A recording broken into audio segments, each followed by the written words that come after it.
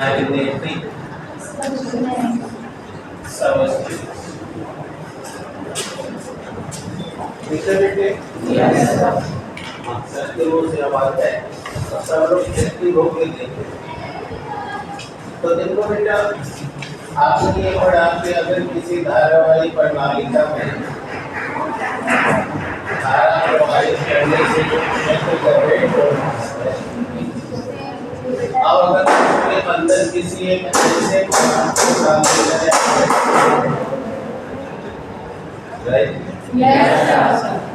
तो अगर इस पदार्थ के डालते ही इसकी तीव्रता काफी बढ़ जाती है, मतलब इसकी दोगुनी तीगुनी चारगुनी, तो अगर इसकी तीव्रता में अत्यधिक वृद्धि करा देता है तो ऐसे हानिकारक पदार्थ को हम लोग कहते हैं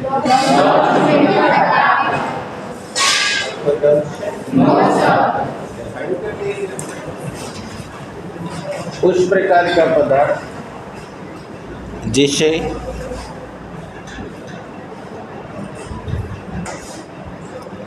किसी धारावाही प्रणालिका के अंदर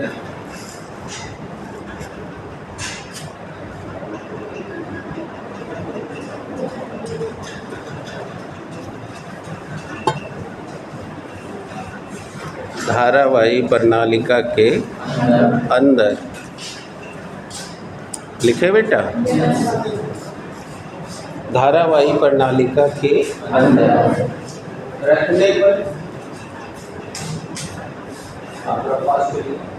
रखने पर वह चुंबक क्षेत्र की तीव्रता को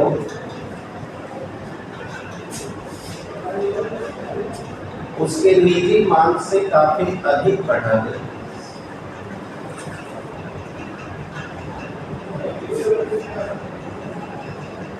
उसके निजी मान को काफी अधिक बढ़ा दे। हेलो,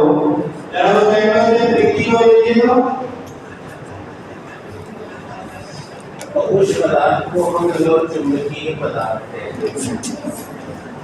एक है substance is placed inside the current carrying solenoid.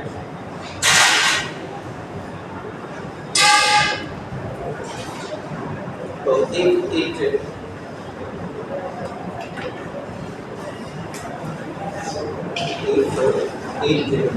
increases the magnetic field,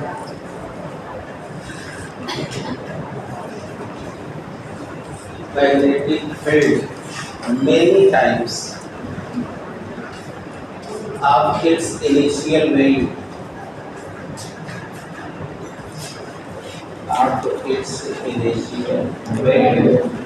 okay? So then this is called ferromagnetic substance. अब चलिए ये का डेफिनेशन होती है। अब इसमें कोई डाउट तो नहीं है? तो अगर कभी आपसे एक सवाल ये पूछते कि हमेशा कुंडली में लोहे को ही, लोहे को ही या नरम इस्पात को ही क्रोध के रूप में क्यों प्रयोग किया जाता है?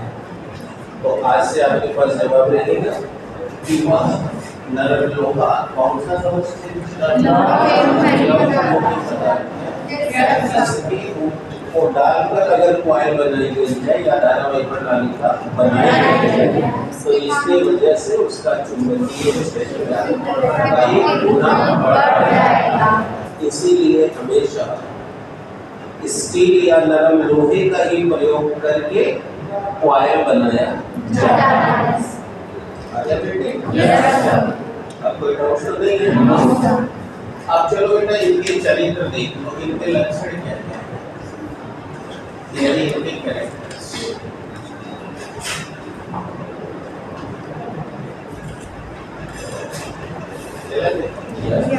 अब हमें तो लोग बता दो बेटा, कल का जो अनुचुंबकी का 7 कैरेक्टर बताया गया वो तो सबको याद है ना? तो बस वो 7 एज सच दिमाग में चला गया? यानी अब हमें वो सातों आज रिपीट नहीं करना है, वो आपका कल का लिखा हुआ है ना। तो वो सातों का सातों एज सच, मतलब वो सात के साथ इसके रहेंगे। तब आप कहोगे सर तब इसमें अंतर क्या है? अंतर की यानी अब इसमें करेक्टर नंबर 8 ऐड होने जा रहा है, और वो क्या? यानी कि 7 करेक्टर तो हुई, इसीलिए मैं बोल रहे थे कि 1 मिनट का काम है, यानी कि 7 तो गिनवाए तो वो रहे करेगा। अब 1 मिनट तो लग रहा है, एक तो अगला करेक्टर बता दूंगा। तो अब वो करेक्टर नंबर 8 क्या है? 8 को थोड़ा सा समझना भी कुछ नहीं है, क्योंकि एक दिन का बताएगा, फिर भी आप तो जानते हो कि लोहा मतलब आयरन। यहाँ देखोगे बेटा तो आप जल्दी से समझ जाओगे क्या है बेटा? आयरन। सबको सुनाई दी? बढ़िया से सुनना, क्योंकि हम ये डिस्कशन जानबूझ के कर रहे हैं 2 फायदे के लिए। तो देखो कितना है बेटा? अगर मैं इलेक्ट्रॉनिक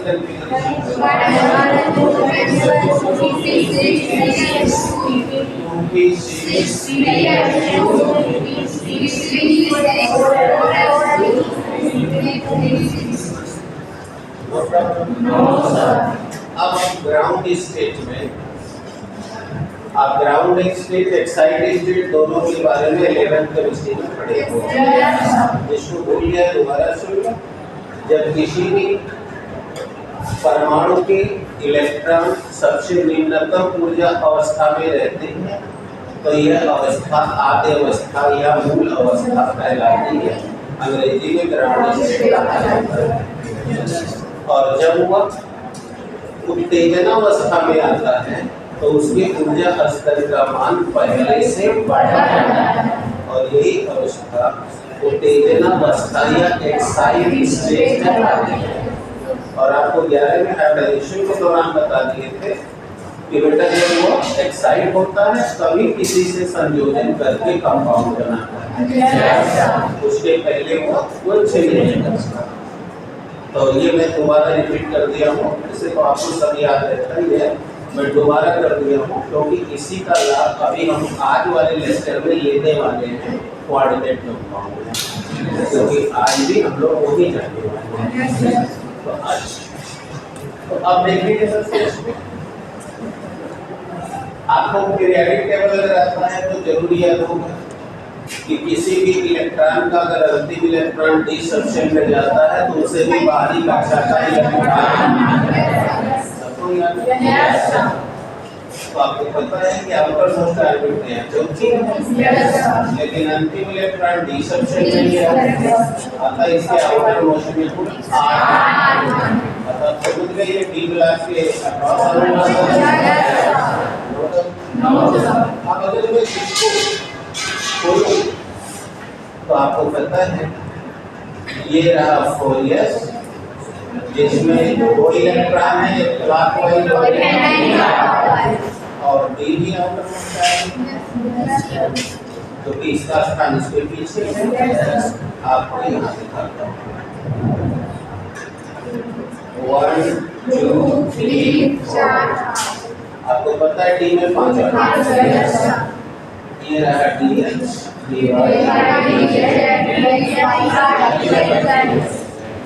अब इसमें देखिए आपको पहले 11 में पढ़ाया था, लेकिन आज जब आपको जब आपको कोऑर्डिनेट पढ़ाऊंगा तो वहाँ भी एक नियम बोलूँगा तो अभी नोट लेना।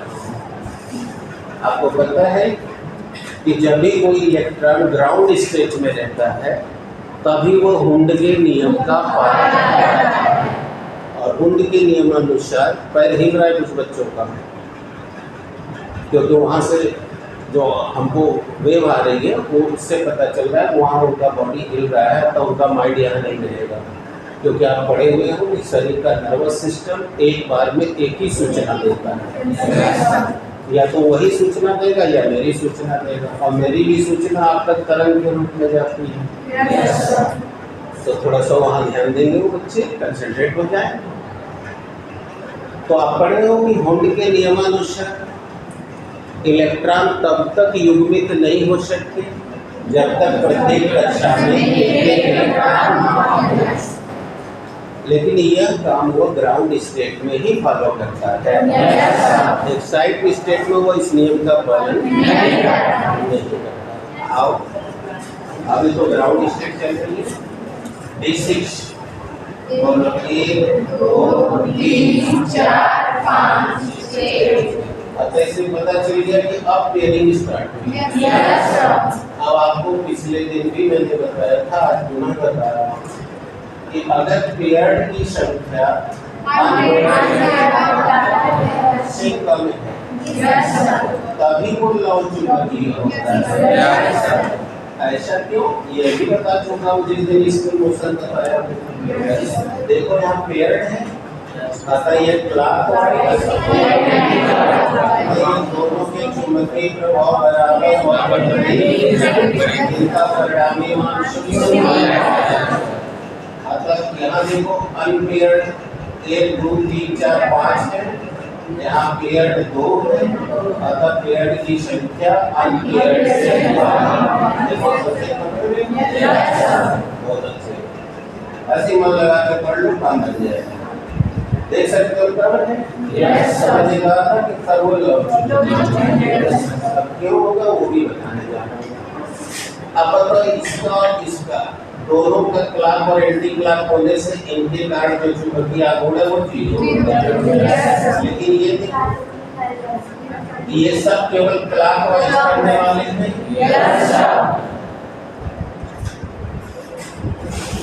बोल बेटा क्लियर है? कोई घबराने की जरूरत नहीं। बेटा मेरी फोकस भी करती हो, इसका सिर्फ नीचे होगा तो नहीं समझेगा।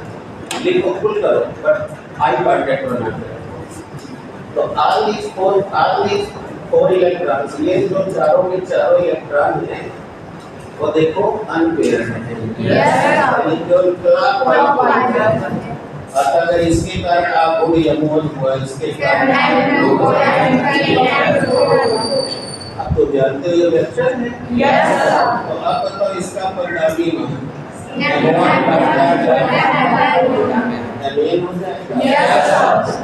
क्या अब ये निगलेक्ट होगा या निगलेक्ट नहीं होगा? क्योंकि सब के सब एक ही दिशा में समदिश वेक्टर परिणामी मान प्रबल हो गया। अब आओ जरा मॉडल पे ये रहा न्यूक्लियस। न्यूक्लियस के बाहर जो इलेक्ट्रॉन मूव करता है तो बड़े सर्कुलर मोशन और स्पिन मोशन करता है। क्योंकि हम लोग पिछले लेक्चर्स में यह कह चुके हैं कि चुंबकीय प्रभाव होने का कारण इसलिए सर्कुलर की बातें ना करें। तो ये इसकी मतलब खाली यही करेगा, कहीं भी कर रहा है क्योंकि ऑर्बिटल में यानी कि सबसेल के अंदर इलेक्ट्रॉन एक जगह नहीं है।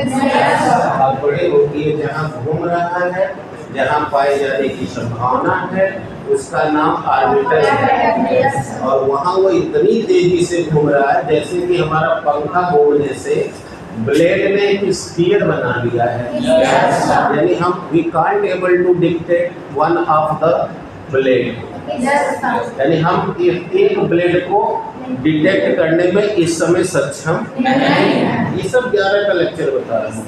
वैसे इलेक्ट्रॉन भी वहाँ इतनी तेजी से स्पिन कर रहा है कि हम एक इलेक्ट्रॉन को डिटेक्ट नहीं कर पा रहे हैं।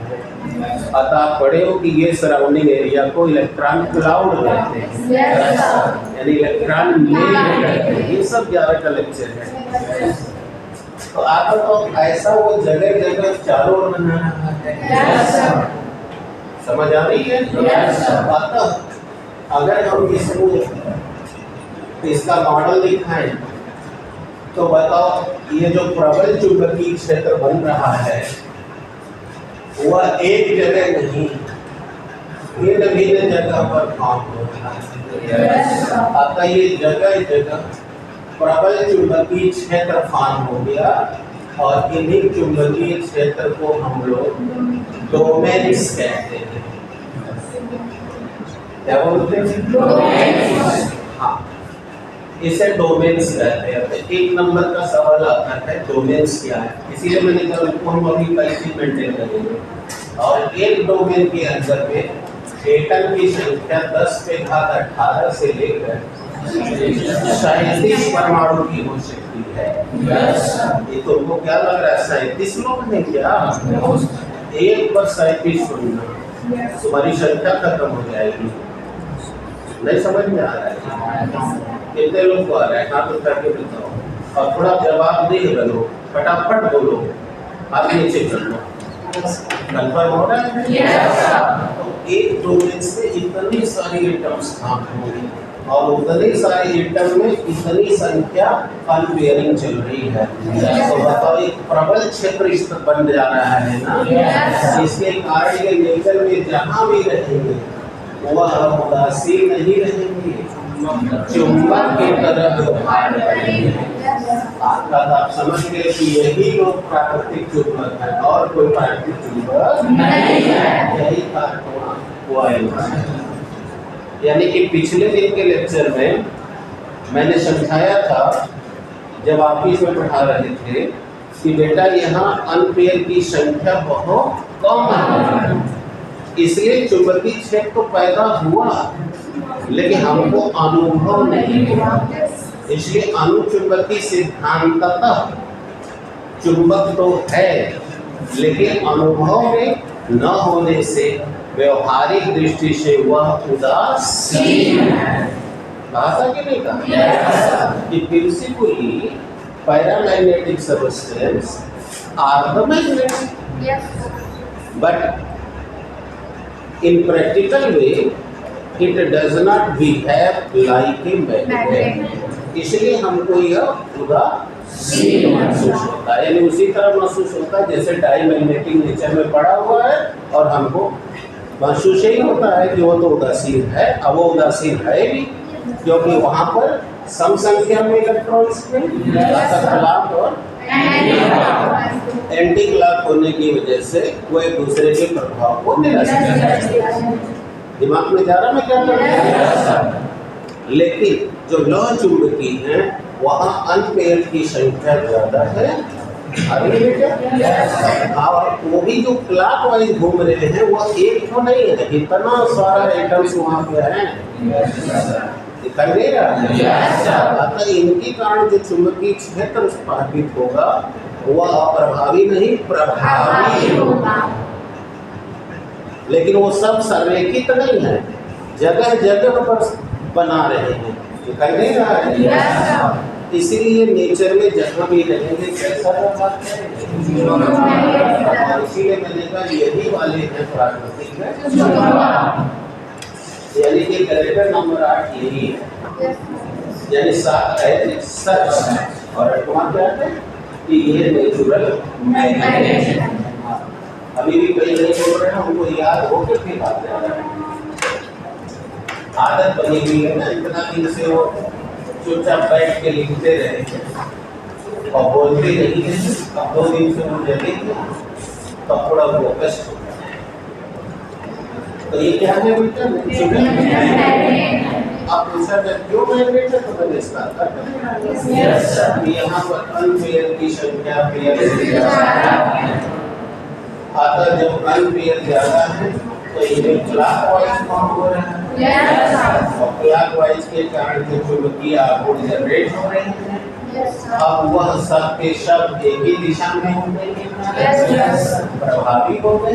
अतः उनमें जगह जगह प्रबल चुंबकीय क्षेत्र होगा। इसी वजह से ये नेचर में जहाँ भी रहते हैं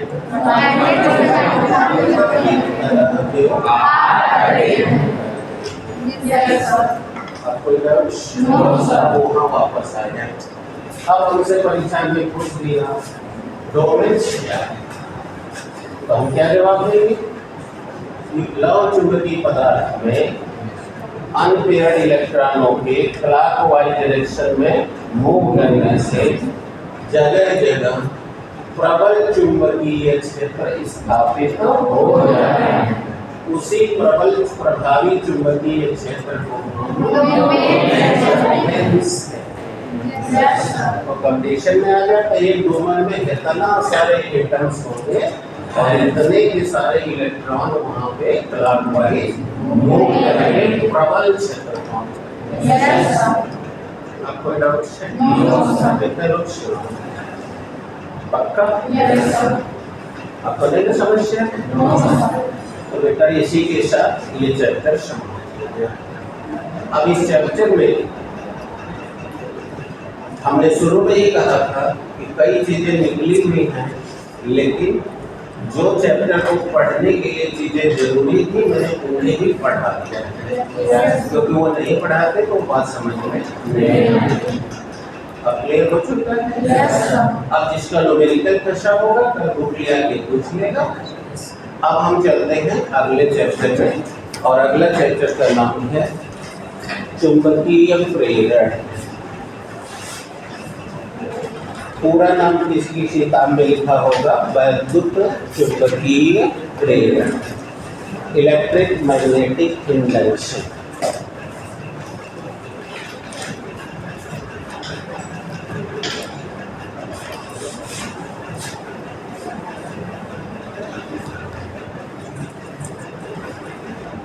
अब इसको लेके कोई डाउट्स बेटा किसी को? एक्सप्लेन कर लेंगे सब लोग।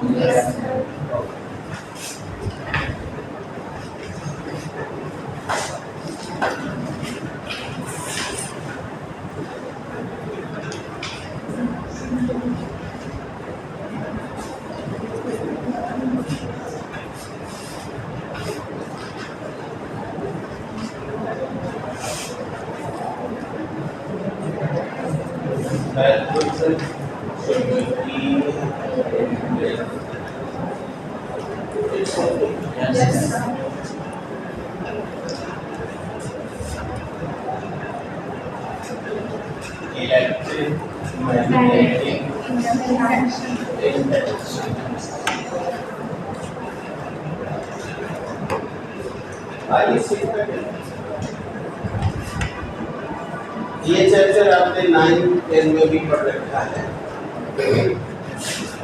अब यहाँ थोड़ा सा बड़ा हो जाने वाला है, तो सीखा जाए पहले ये।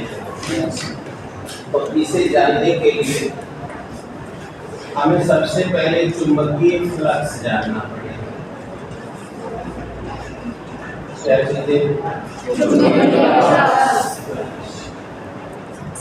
आइए सीखा मैग्नेटिक फ्लक्स।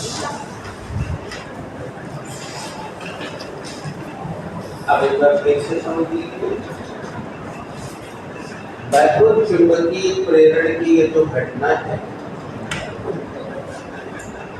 देखिए बेटा मैं बार देख रहा हूँ और मुझे 3-4 बच्चे दिखाई दे रहे हैं जो जब भी कुछ पूछा जा रहा है तो मुझे नीचे नहा या ना, और मुझे समझाते काफी देर हो चुका है, वो फिर से वेट कर रहे हैं और मैं बार बार कह रहा हूँ कि आप जवाब दे बन जाइए और तभी ये आपके पास जा रहा है। आपको कोई चीज नहीं आ रही है तुरंत खड़ा होइए, डायलॉग कीजिए, तो उस पर आप फोकस करिए और काम कीजिए। आइए देखते हैं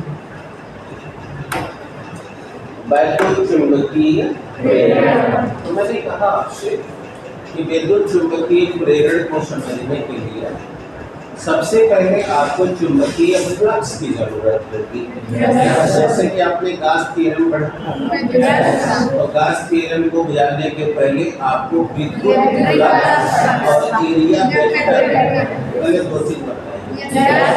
अब चूंकि कोर्स कटा हुआ है, नहीं तो यहाँ भी गास का थ्योरम आएगा, बताया जाता चुंबकीय क्षेत्र के लिए गास का थ्योरम क्या है, लेकिन कोर्स कट गया। लेकिन इसके बावजूद भी जहाँ हमें जो चीज़ की ज़रूरत है हम वो पढ़ा के ही बताएंगे। तो अभी हमको यहाँ ज़रूरत नहीं है, क्योंकि गास का कॉन्सेप्ट आपको पीछे तो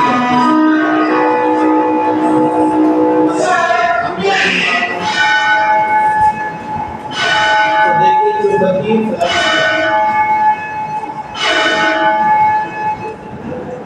सुनिए, जैसे आप यहाँ देखिए, अगर मैं यहाँ पर एक चुंबक का नाम खोल लेंगे राइट है? Yes sir.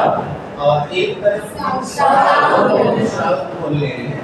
तो आपने मुझे बता रखा है कि चुंबकीय बल रेखाएं और ये जगह को एलियस चुंबक क्षेत्र कहा जाता है। अभी एक बात आप 4 दिन पीछे पढ़ के आ रहे हैं। एक अभी जब मैं गैल्वानोमीटर पढ़ा रहा था तब, जब बलागुड डिराइव कर रहा था तब, आप कई जगह पढ़ लिए, मैं फिर से काउंट नहीं करना चाहता, वे लग गया है। सबको क्लियर है? अब इसी चुंबक क्षेत्र के अंदर अब ये देखिए, हमने एक धारावाही चालक रखी है, सही ना? तो आप अगर गॉस थ्योरम पढ़े हैं या वैद्युत फ्लक्स पढ़े हैं तो आपको उसकी बहुत सारी यादें आने लगेंगी। तो अगर हम मान लें कि इसका संपूर्ण क्षेत्रफल कितना है,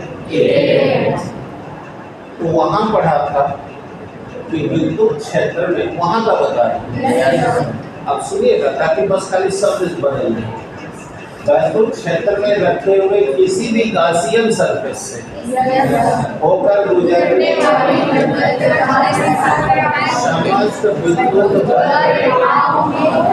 की तीव्रता या माप, 2 शब्द का इस्तेमाल होता है।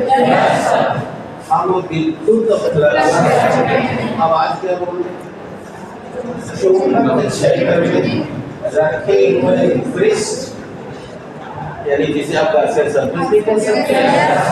तो चुंबक क्षेत्र में रखे हुए पृष्ठमान धारावाही चालक के संपूर्ण क्षेत्रफल से लंबवत, यहाँ शर्त है लंबवत वाला कोण हमें चाहिए।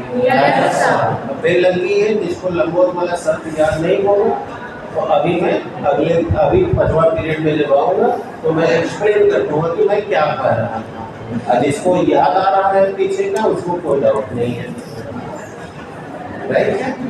तो वहाँ जब आपने रूलेटर लगाई होगी, अगर नहीं भी लगाई है तो ध्यान नहीं है, जो नहीं लगाई है उसका तो कोई कल्याणी नहीं होगा, और जो लगाया होगा वह कम होना चाहिए। पहले सुनने की आदत, पेशेंस बहुत बड़ी चीज है, पेशेंस से ही सब मिलता है। तो जो लोगों ने न्यूमेरिकल लगाई होगी उनको ये टेस्ट बार-बार मिला होगा और उन्हें बार-बार ये करना पड़ा होगा कि अगर आप कोई भी विद्युत फ्लक्स का सवाल लगा रहे हो, सुनाई दे रहा है, तो आप उसमें अगर कोई पृष्ठ 30 डिग्री पर रख रहे हो तो जब भी आप सवाल लगाए होंगे फाइबर बीए cos थीटा तो हम cos 60 से लिखे होंगे, तो फिर 90 में से 30 घटा के या फिर sin थीटा से लगाओगे, है ना? आप लगाइए इसलिए आपको लगा।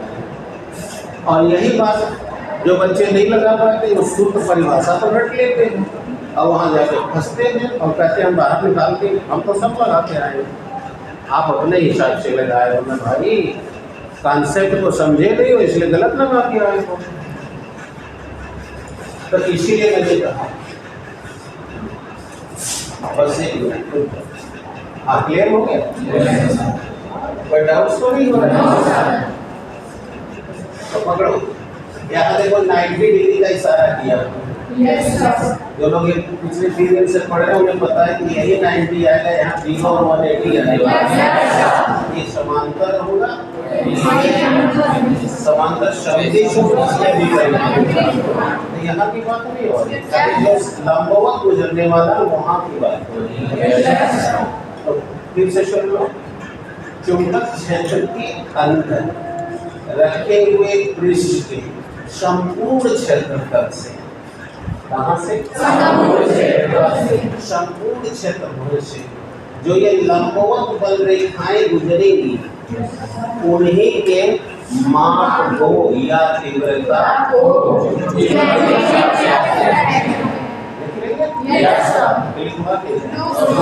फिर से सुनो, इंग्लिश भी बोल के जा रहा हूँ, सुनो।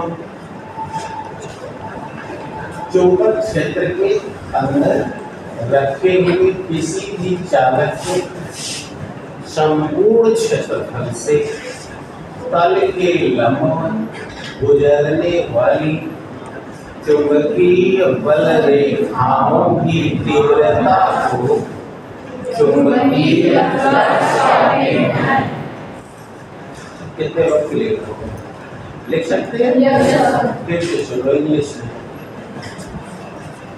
The passing magnetic force lines perpendicular to the surfaces over the total area is called magnetic flux.